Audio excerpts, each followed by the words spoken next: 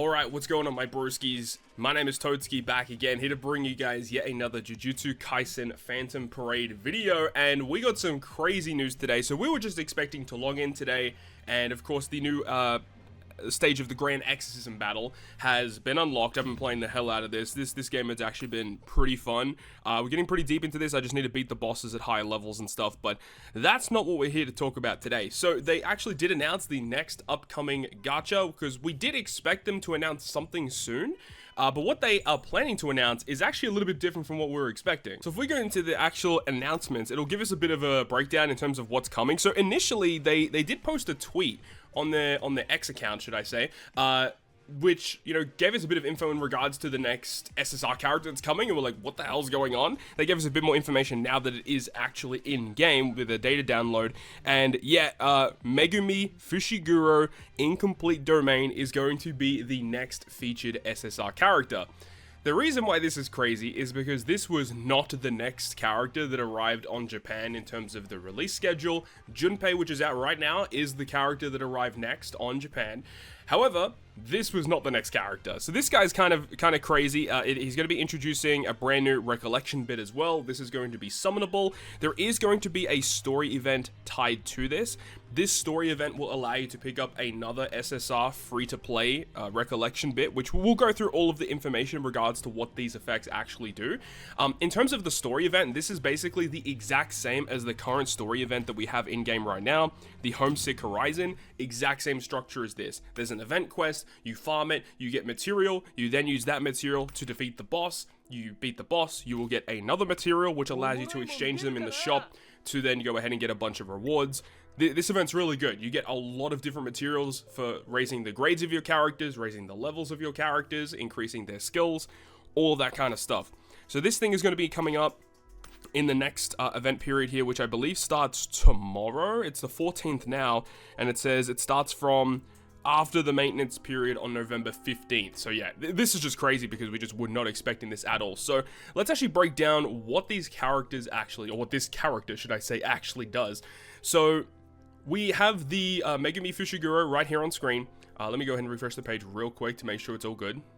But Megumi, he's an interesting unit. He's actually like pretty decent on paper. So he is an attacker unit. He is a yellow attribute, so that's something to take note of. Now, he does have this characteristic where it says at the start of the battle, if your own cursed energy is 15 or below, he fills some of his ultimate gauge. So this is the whole purpose of this unit. You want to be charging that ultimate gauge as fast as you possibly can, because when you actually go ahead and use your ultimate skill, that's when you get access to the domain, because a lot of his skills, they have an effect, but then if you have the domain activated, then you get additional damage, additional abilities. So I guess we'll start at the ultimate skill, because that's where this, like, that's kind of the crux of this whole unit. So it does a lot of damage, by the way. 14%. Like, you have a look at the level 1, it's already 1000%. At level 10, it goes up to 1600. This is already bigger than Satoru Gojo's ultimate, but of course, Gojo does have inflated statistics in this game, so his damage is going to be crazy at the get-go. But this guy has great damage. It is only to selected enemies. It is 4 hits of damage. So it's going to be a ton of damage either way you look at it. It's not AoE, but the fact that he does this amount of damage, 4 hits, is really crazy.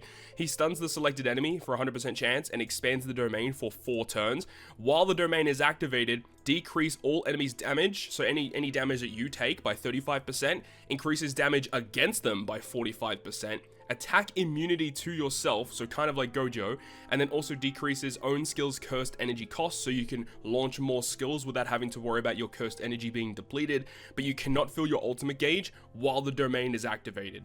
And then it says when the domain deactivates, you lose all of your cursed energy. So once you lose that domain, he's kind of nerfed and he doesn't really do much, but when you launch that domain for that 4-turn period, these skills are doing a ton of damage. So you got this first one, which does some damage, it does some additional damage, and it's melee damage, which is interesting, and then also increases damage received on the selected enemy by 99% for 3 turns, so allowing your other characters to do more damage. It allows this character to do more damage against them as well. Skill 2, melee damage once again, 2 hits of it, and then while the domain is active, it also does melee damage, additional, and Jujutsu damage to all enemies, and then deals additional range damage to all enemies. So skill 2, bunch of AoE hits, and then skill 3, again, melee damage. We've got Jujutsu damage, you've got the effect which increases the enemy's taijutsu damage received by 20% for 3 turns. So he is kind of nice for Itadori, because Itadori is focused on taijutsu effect, so this is good. While you have the domain activated, the melee combined damage equal to 450% of taijutsu and then jujutsu damage to the selected enemy, and then does ranged jujutsu damage to the selected enemy, and then increases the enemy's taijutsu damage received by 60% for 2 turns and stuns the enemy. So skill 3, very powerful, more additional damage received. As I said, very, very good for effects that are focusing on like taijutsu damage. Like Itadori is like the one that comes to mind immediately. Of course, there will be more characters releasing in the future that are going to be focused on taijutsu, but considering like the quote-unquote meta of the game right now is Nobara and what's his name, Gojo. Those characters are solely focused on doing cursed energy damage, jujutsu damage. So this is a little bit different from the meta, but still providing big damage. Unfortunately, he doesn't have like any auto skills or anything like that, but that is the new character that's coming. He is pretty decent overall. If we go over to, this is a Japanese listing, a Japanese ranking here of like the best characters in the game. You can see that the Fushiguro is in the 2nd highest tier, so they do consider him to be very, very good. And that's just for manual, and for auto, he's also like in the pretty high tier. So do keep that in mind. Fushiguro is a very, very strong character, though I do feel like it is probably still a better idea to just save for when Yuta comes out, but at this point in time, they've shown and proven that they can shift the schedule around, so we don't know when this character is actually going to drop. So a lot of people were saying, you know, if we go by the release schedule of Japan, it should be in December, but we look at things right now, that might not be the case. We might not get him till next year, who knows, right? Either way, I think it probably is still a wise decision to just wait for this guy. Remember that, you know, this banner is going to be here until the 28th, so you've got plenty of time to figure out whether or not you want to do pulls on it or not. But the fact that this guy is a character that doesn't repeat much on Japan leads me to believe that, like, this is the character you should probably be waiting for. Now, along with this, there is going to be 2 new recollection bits coming with this event. So this is the Respite for Adults, which is the SSR summonable one. This is going to be on the same banner as Fushiguro, right? This recollection bit, it has a healing effect. So if we look at the buffed version of it, it says when you use a command skill or an ultimate skill, recovers own HP by 30% and then fills ultimate gauge by 250. So you can basically use this earlier on in the fight to fill your ultimate gauge, or if you're in a little bit of a pinch, you can use it to recover some of your HP. I don't think it's a great recollection bit. Like, it's okay. It's okay. Like, it doesn't give you additional damage. Like, remember that if you're using Fushiguro for DPS, this is probably not the best recollection bit. You have a look at once you have 1 dupe invested, it says at the start of the 4th turn of battle, increases all allies damage dealt by 25% for 3 turns, up to 1 time during the battle. So yeah, I just don't think this is a very good recollection bit for DPS. Potentially good for a supporter style unit that can heal themselves and also fill their own ult gauge, potentially. Like, maybe it could be useful, but I wouldn't go out of my way to summon just for this specifically. Now, in the event, so this is the free-to-play recollection bit that we get in the event. This one here is potentially giving you more DPS here. You have a look. It says, when you use the ultimate skill, increases damage dealt by 35% for 2 turns, and then sacrifices 15% of your own HP. You can't die by using that sacrificial HP effect.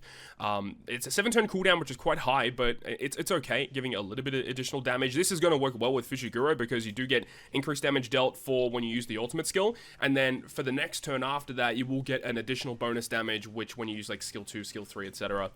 And then you have the first dupe effect. At the start of the battle, increases own ult gauge charge rate by 15% for 2 turns. So yeah, this is probably the better recollection bit to actually put on Fushiguro, allowing you to charge your ultimate skill, to use that effect, so that it allows you to use that domain effect. So that's the whole purpose of this. Overall, I think that this celebration looks kind of interesting. It's just kind of crazy. Like, actually, let me pull it up once again. This is the timeline of events. So where are we at right now? So we're in November. Now, this is kind of like where we are, where we had the Homesick Horizon, which is out right now, of course. We had Junpei release, and then the Grand Exorcism battle. And that was basically all that happened for November. When we move on to December, that's when they actually started releasing the Jujutsu Kaisen Zero film-related characters.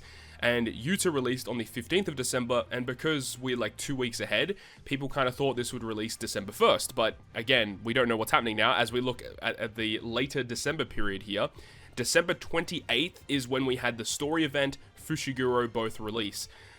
So the fact that these two came out in late December and we're getting them almost like a month and a half in advance is legit crazy. So we don't know what they're doing. Literally, we can expect just about anything at this point. We don't know what's going to happen. I assume for New Year's, they're going to try and put something really hype for the New Year's celebration. That would be my assumption right now. But all we can kind of say at this point is that anything that we know about Japan and their release schedule, you could just about throw it out of the window, because they've shown and proven that they can shift it. And it just don't expect Yuta to be coming anytime soon. You know, it could come in the 1st of December, which would be awesome. Most people would be happy with that.